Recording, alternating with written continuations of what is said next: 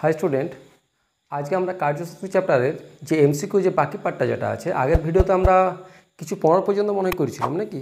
হ্যাঁ, এমসিকিউ পার্টটা 15 পর্যন্ত করা হয়েছিল। আজ বাকি কিছু প্রবলেম নিয়ে আজকে আলোচনা করছি, ঠিক আছে। আচ্ছা দেখো 16 নম্বরটা যেটা দেওয়া আছে, আর অবশ্যই তোমরা খাতা কলম নিয়ে বসো, তাহলে একটু সুবিধা হবে, তোমাদেরও সুবিধা হবে একটু, ঠিক আছে।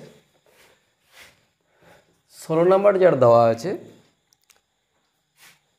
আচ্ছা, স্থির অবস্থায় থাকা স্মল এম ভরে একটি বল এইচ উচ্চতা থেকে মেঝেতে পড়ল। বলটি মেঝের সঙ্গে বারবার স্থিতিস্থাপক সংঘর্ষ ঘটালো। মেঝের উপর বলটি দ্বারা দীর্ঘ সময়ের জন্য গড় প্রযুক্ত বল কত হবে? দেখো তাহলে এম ভরে একটি বস্তু কণা যদি এইচ উচ্চতা থেকে যদি পড়ে, তাহলে ভূমিতে যখন ক্রিয়া করবে ক্রিয়াশীল বলটা যেটা সেটা তো এমজি, যে বলটা ক্রিয়া করবে সেটা হচ্ছে কত, তাহলে এমজি। তাহলে আবার সেটা উপরে উঠবে, আবার সেটা নিচে নামবে, আবার উপরে উঠবে, বুঝা গেছে। তাহলে আমরা যদি মনে করি যে এন সংখ্যক বার সেটা প্রতিক্ষিপ্ত হয়েছে, তাহলে এন এর জন্য কত পাবো আমরা, না এন ইন্টু এমজি, এটা হচ্ছে মোট বল, বাই মোট সংঘর্ষের সংখ্যা দিয়ে এটাকে যদি ভাগ করি বাই এন সমান আমরা কত লিখব, না এমজি, বুঝা গেছে। তাহলে অপশান নাম্বার এ হচ্ছে কারেক্ট অ্যান্সার, বুঝা গেছে। আচ্ছা 17 নাম্বারটা দেখো, 17 নাম্বার কী দেওয়া আছে, একটি বল মেঝের উপর পি ভরবেগ সহ উল্লম্বভাবে পড়ল, বারবার প্রতিক্ষিপ্ত হতে থাকলো। সংঘাত গুণাঙ্ক স্মল ই হলে বলটি মেঝেতে মোট কত ভরবেগ প্রদান করবে? ঠিক, তাহলে দেখো 17 নাম্বারটা, তাহলে একটি বস্তু এইখান থেকে যখন ভূমিতে আঘাত করছে তার ভরবেগ হচ্ছে কত, পি। এরপরে বস্তুটা যখন উপর উঠবে এখানে ভরবেগ পি সমান আমরা কত জানি, এম ভি। তাহলে ঊর্ধ্বমুখী যে বেগটা সেটা আমরা ইউ সমান কত জানি, না ইভি। তাহলে এইখান থেকে আমরা যেটা পাবো, পরে যে ভরবেগটা যেটা পাবো সেটা হচ্ছে কত, পিই বা ইপি। ঠিক একই রকমভাবে এই পি নিয়ে আবার আসছে, আবার সেটা যখন উপর উঠবে তখন সেটা কত হয়ে যাবে, ই স্কোয়ার পি হয়ে যাবে।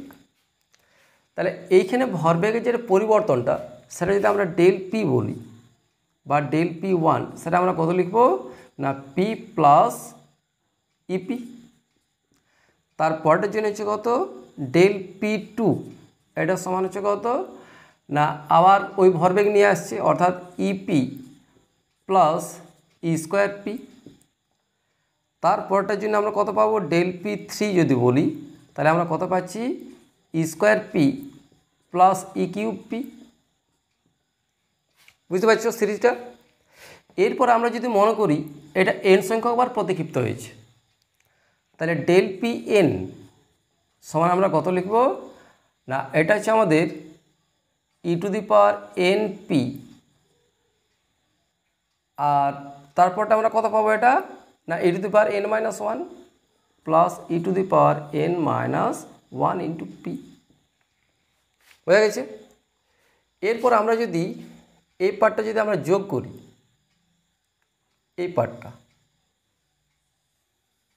তাহলে আমরা কত পাবো, না মোট ভরবেগ সেটা যদি আমরা ডেল পি বলি তাহলে ডেল পি সমান আমরা কত লিখব, p plus ep plus e square p plus dot dot দিয়ে এটা হচ্ছে কত, e to the power n p plus কী থাকছে এটা, না ইপি থাকছে এটা, তাহলে ep plus e square p plus e cube p plus dot dot দিয়ে e to the power n minus one p. বুঝতে পারছো।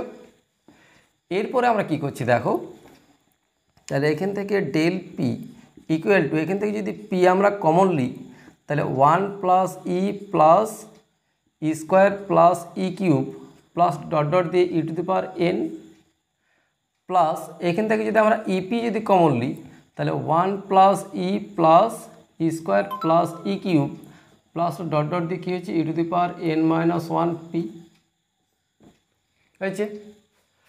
আচ্ছা এরপর কী হচ্ছে দেখো, এটার জায়গায় আমরা কী লিখব, p into one by one minus e, আর ওইটা জায়গায় কত লিখব, ep into 1/1 minus e, n minus one আর n প্রায় কি হয়েছে।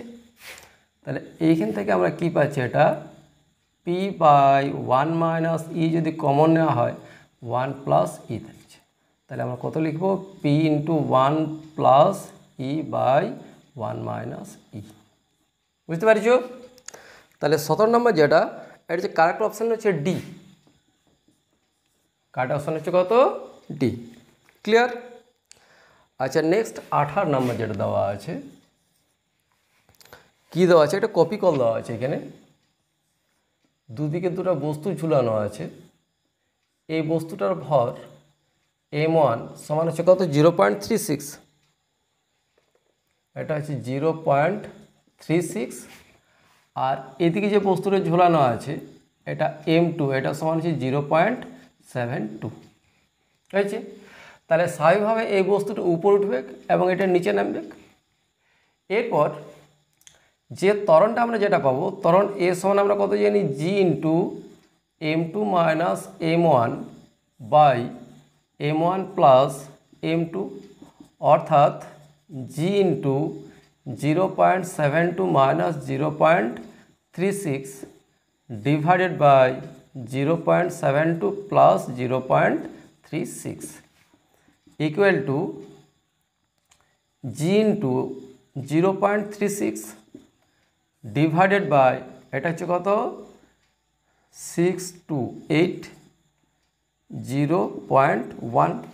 1.08। তাহলে আমরা কত পাবো, এটা g/3। 3×36 হচ্ছে 108 হয়েছে। তাহলে যে ত্বরণটা আমরা পাচ্ছি সেটা হচ্ছে কত, g/3। এরপরে এখান থেকে কী হচ্ছে দেখো, তাহলে বস্তুটার যে লব্ধি ত্বরণ g ড্যাশ সমান কত লিখব, মানে g মাইনাস g/3। তাহলে আমরা কত পাবো, এটা না 2g/3। এটা হচ্ছে লব্ধি ত্বরণ হয়েছে। আচ্ছা, এরপর 1 সেকেন্ড বস্তুটা কত দূরত্ব যাবে, না কি বলা আছে এখানে, হ্যাঁ, স্থির অবস্থা থেকে ছেড়ে দিলে 1 সেকেন্ড পরে সুতো দ্বারা 0.36 কেজি ভরের ব্লকের উপর কৃতকার্যের পরিমাণ কত হবে। তাহলে 1 সেকেন্ড পরে এই ব্লকটা যে দূরত্ব যাবে সেটা হচ্ছে কত, না এ সমান কত জানি, ইউটি প্লাস হাফ এ টি স্কোয়ার। তাহলে এ সমান হচ্ছে কত, এটা তো 0 হয়ে গেল, হাফ এ মানে হচ্ছে 2g/3 ইন্টু টি স্কোয়ার মানে হচ্ছে 1 স্কোয়ার।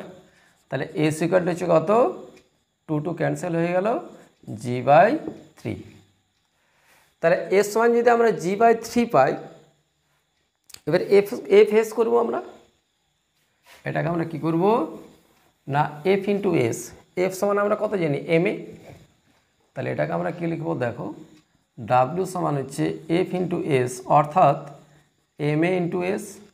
তাহলে এম মানে 0.36, এ মানে হচ্ছে কত, 2g/3, আর এস মানে হচ্ছে কত, g/3। তাহলে এটা কত হচ্ছে, 3 3 3 3 9 4 9 36। তাহলে 0.04, অর্থাৎ 0.04 ইন্টু 2 ইন্টু 10 ইন্টু 10 মানে হচ্ছে কত, 8 এত জুল। বোঝা গেছে? তাহলে এটার অপশান নাম্বার হচ্ছে এ। কারেক্ট অপশান হচ্ছে কত, এ। আচ্ছা দেখো, এরপর দেখো 19 নাম্বার কি দেওয়া আছে, 5 কেজি ভরের একটি বস্তুর ভরবেগ 10 কেজি মিটার পার সেকেন্ড। বস্তুটির গতির দিকে 10 সেকেন্ড ধরে 0.2 নিউটন বল ক্রিয়া করলে গতিশক্তি বৃদ্ধির পরিমাণ কত হবে। তাহলে 5 কেজি বস্তুর ভর, এটা 19 না, বস্তুর ভর এম সমান হচ্ছে কত, 5 কেজি, এটা 5 কেজি। আর ভরবেগ অর্থাৎ এমভি, এটা সমান হচ্ছে 10 kg metre per second, kg metre per second. আচ্ছা, আর কি দেওয়া আছে, টাইম টি সমান হচ্ছে 10 সেকেন্ড, টি সমান হচ্ছে 10 সেকেন্ড। আর ক্রিয়াশীল বল এফ সমান হচ্ছে কত, 0.2 নিউটন। তাহলে এই দুটো থেকে আমরা কি করব, প্রথম বস্তুর বেগটা নির্ণয় করি। তাহলে এম ভি এটা সমান হচ্ছে 10, তাহলে ভি সমান হচ্ছে কত, 10/m। তাহলে এম সমান দেওয়া আছে এখানে কত 5 কেজি, অর্থাৎ 10/5 ইকুয়াল হচ্ছে কত 2 মিটার পার সেকেন্ড হয়ে গেল। এটা হচ্ছে প্রাথমিক বেগ। আচ্ছা, এরপর এফ দেওয়া আছে, তাহলে আমরা ত্বরণটা পাবো।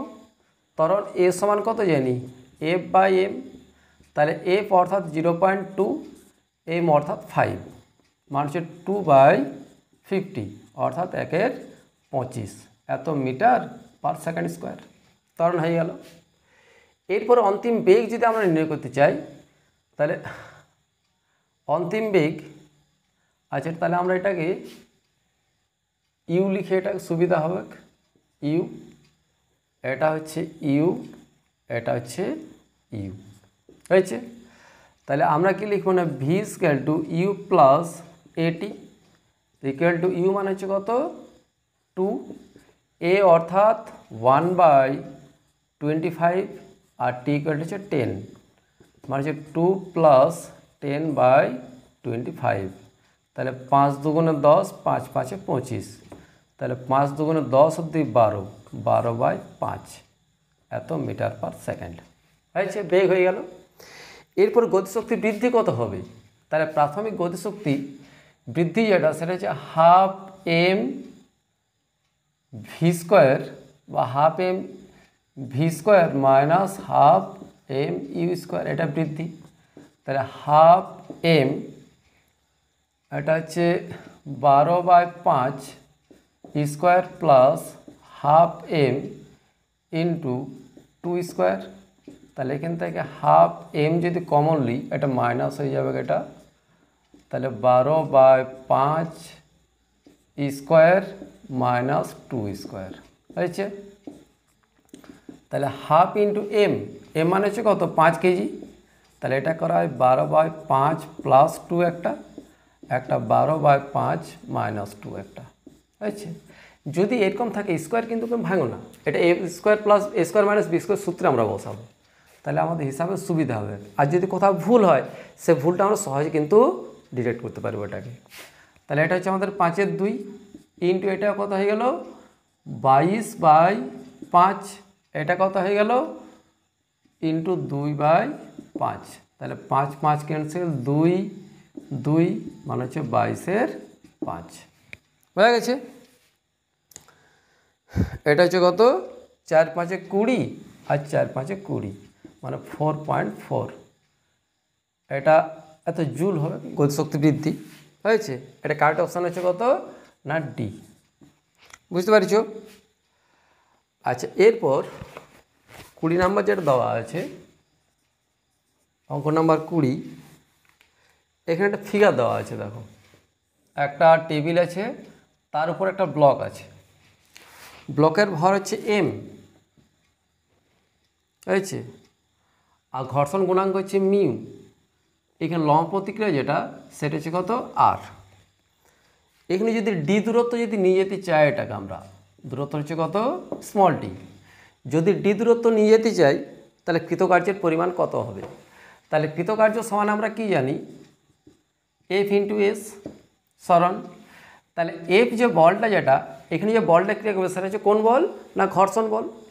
তাহলে ঘর্ষণ বল মান আমরা জানি সেটা এফ স্মল এফ সমান মিউ ইন্টু আর,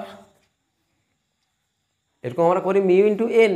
কিন্তু ঘটনাটা হচ্ছে কি যেহেতু লম্ব প্রতিক্রিয়া আর দেওয়া আছে এখানে, তাহলে আমরা কত লিখব মিউ ইন্টু আর, তাহলে মিউ আর আর এস সমান হচ্ছে কত ডি, তাহলে মিউ আর ডি, এটা হচ্ছে কৃতকার্যের পরিমাণ। আচ্ছা, 21 নাম্বার দেখো কি দেওয়া আছে 20 কেজি ভরের একটি বস্তুর উপর 5 + 3x নিউটন মানের বল প্রযুক্ত হলো। তাহলে বস্তুর ভর এম সমান হচ্ছে 20 কেজি, ক্রিয়াশীল বল এফ সমান হচ্ছে কত 5 + 3x এত নিউটন। এর ফলে বস্তুটি এক্স অক্ষ বরাবর x = 2 মিটার অবস্থান থেকে x = 6 মিটার অবস্থানে গেল। তাহলে x1 সমান হচ্ছে 2 এবং x2 যেটা সেটা হচ্ছে 6, এটাও মিটার এটাও মিটার। এরপর কৃতকার্য w সমান আমরা কত জানি f dx, dw সমান হচ্ছে f dx হয়েছে। খুব ক্ষুদ্র ডিএক্স দূরত্ব সরণের জন্য যেটা কৃতকার্য পাবো সেটা হচ্ছে কত এফ ডিএক্স। এরপর যদি মোট কৃতকার্য নির্ণয় করতে চাই তাহলে integration of DW integration of limit হচ্ছে কত 2 to 6 এফ অর্থাৎ 5 + 3x ইন্টু ডিএক্স। তাহলে this implies W equal to এটা কত হয়ে যাবে, এটা 5x + 3 ইন্টু x²/2। এটার লিমিট হচ্ছে 2 to 6 একটা, আর এটার লিমিট হচ্ছে 2 to 6। তাহলে আমরা কত পাবো 5 × 6 - 2 একটা প্লাস 3 × 2 এটা হচ্ছে 36 - 4 হয়েছে।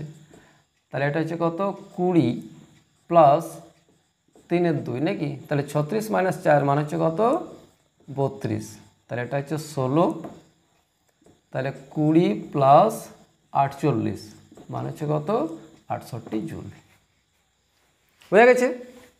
দেখো 22 নম্বর প্রবলেম কি দেওয়া আছে, 5 নিউটন বলের ক্রিয়ায় গতিশীল একটি বস্তুর সরেখা বরাবর 10 মিটার দূরত্ব অতিক্রম করলো। তাহলে বস্তুর বল এফ সমান দেওয়া আছে 5 নিউটন এবং সরণ এস এটা সমান হচ্ছে 10 মিটার। এর ফলে বলটি দ্বারা কৃতকার্য যদি 25 জুল হয় তাহলে ডাব্লিউ সমানও দেওয়া আছে, ডাব্লিউ সমান হচ্ছে 25 জুল। আমাদের কী নির্ণয় করতে হবে, যে প্রযুক্ত বলের অভিমুখ এবং বস্তুর গতির অভিমুখের মধ্যবর্তী কোণের মান কত, অর্থাৎ থিটা সমান কত এটা। তাহলে এখান থেকে আমরা কি জানি, ডাব্লিউ সমান হচ্ছে কত FS cos theta. This implies W equal to, আচ্ছা এখান থেকে ডাইরেক্ট লিখি যে cos theta equal to W/Fs। This implies cos theta equal to এটা হচ্ছে 25/f হচ্ছে 5s অর্থাৎ 10। তাহলে 5 5 5 25, তাহলে কস থিটা ইকুয়াল টু হচ্ছে কত 5 2 মানে 1 2 অর্থাৎ থিটা সমান আমরা কত পাবো 60 ডিগ্রি। হয়ে গেছে। দেখো এটা হচ্ছে option number B, option number B. আচ্ছা প্রবলেম হচ্ছে দেখো 23 কি বলা আছে, অনুভূমিকের সঙ্গে 60 ডিগ্রি কোণে একটি কণা ছোড়া হলো। তাহলে অর্থাৎ এইভাবে যদি ছোড়া হয় এটা, তাহলে এটা হচ্ছে 60 ডিগ্রি। কণাটির প্রাথমিক গতিশক্তি কে, তাহলে এখানে যে গতিশক্তিটা দেওয়া হয়েছে সেটা হচ্ছে কত কে। সর্বোচ্চ বিন্দুতে গতিশক্তি কত হবে, অর্থাৎ এইখানে গতিশক্তিটা আমরা কত পাবো। তাহলে কে যেটা এইখানে বেগটা যদি ভি হয় তাহলে কে সমান হচ্ছে কত 1/2 mv², এবং সর্বোচ্চ বিন্দুতে যে গতিশক্তি যেটা পাবো সেটা যদি আমরা কে ড্যাশ বলি তাহলে কে dash equal to 1/2 mv cos theta square. তাই তো এখানে যে বেগটা যেটা অস্তিত্ব আছে সেটা তো ভি cos থিটা, কারণ V sine theta equal to 0 সর্বোচ্চ বিন্দুতে।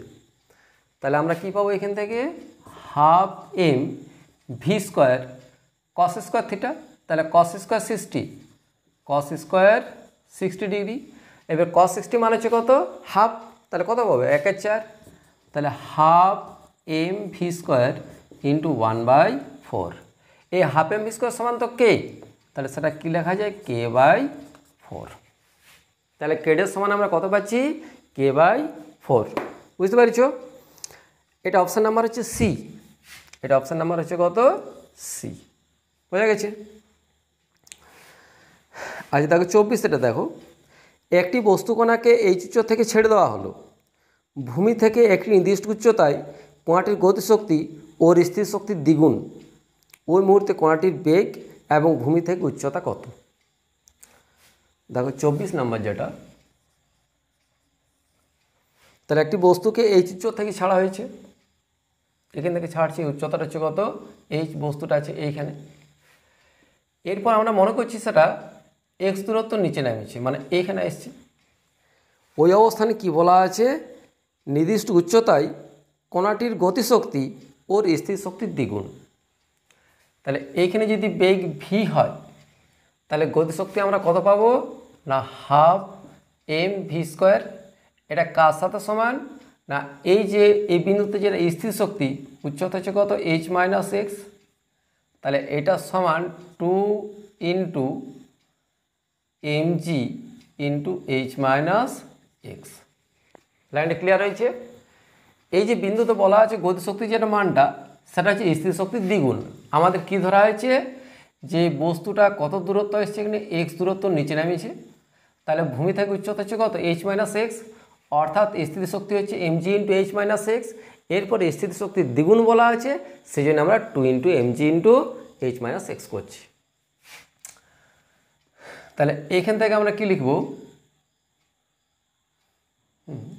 আচ্ছা ভি এর যে ভ্যালুটা পাবো সে ভি সমান আমরা জানি ভি সমান কত লিখবো রুট অফ 2gx, তাহলে হাফ এম ইন্টু 2gx, এটা সমান হচ্ছে 2, এটা সমান হচ্ছে কত, এটা হচ্ছে 2 into 2mg into h minus x, তাহলে এম এম ক্যান্সেল হলো, 2 2 ক্যান্সেল হয়ে গেল, তাহলে gx equal to 2gh minus 2gx, তাহলে এটা যদি এই পাশে আসে তাহলে কত হয়ে যাবে 3gx সমান হচ্ছে কত 2gh, g ক্যান্সেল হয়ে গেল, তাহলে x সমান হচ্ছে কত 2h/3। তাহলে উচ্চতা যেটা, আচ্ছা এটা হচ্ছে x সমান এই দৈর্ঘ্যটা, আমরা ভূমি থেকে যে উচ্চতা ছিল সেটা আমরা কত লিখবো না h মাইনাস এক্স, অর্থাৎ h মাইনাস 2h/3 সমান হচ্ছে কত h/3। একটা অ্যান্সার পাওয়া গেল। তাহলে ভূমি থেকে উচ্চতা হচ্ছে কত না h/3। এরপর ওই বিন্দুতে আমরা বেগটা যেটা পাবো, তাহলে ভি সমান আমরা কত লিখেছিলাম, ভি সমান হচ্ছে রুট অফ 2gx, তো তাহলে এক্সের জায়গায় আমরা কত লিখবো এখানে 2h/3, তাহলে root of 2g into 2h/3, তাহলে হচ্ছে কত 2 ইন্টু রুট অফ gh/3। এটা হচ্ছে বেগ, এটা হচ্ছে উচ্চতা। ক্লিয়ার? আচ্ছা এরপর দেখো 25 নম্বর যেটা, 10 কেজি ভর একটি ব্লককে ভূমি থেকে 2 মিটার উচ্চতায় তুলতে 230 জুল কার্য করতে হয়, ব্লকটির ত্বরণ কত? জি সমান দেওয়া আছে 10 মিটার পার সেকেন্ড স্কোয়ার। তাহলে ভর এম সমান দেওয়া আছে 100 কেজি, 100 কেজি, এই 10 কেজি ভর এম সমান হচ্ছে কত 10 কেজি। আচ্ছা এইচ সমান হচ্ছে কত 2 মিটার, আর কি দেওয়া আছে ডাব্লু সমান হচ্ছে 230 জুল, ডাব্লু সমান হচ্ছে 230 জুল। এরপর ডাব্লু সমান আমরা কত জানি mgh, তাহলে এখান থেকে জি সমান w/mh কি নির্ণয় করতে হবে।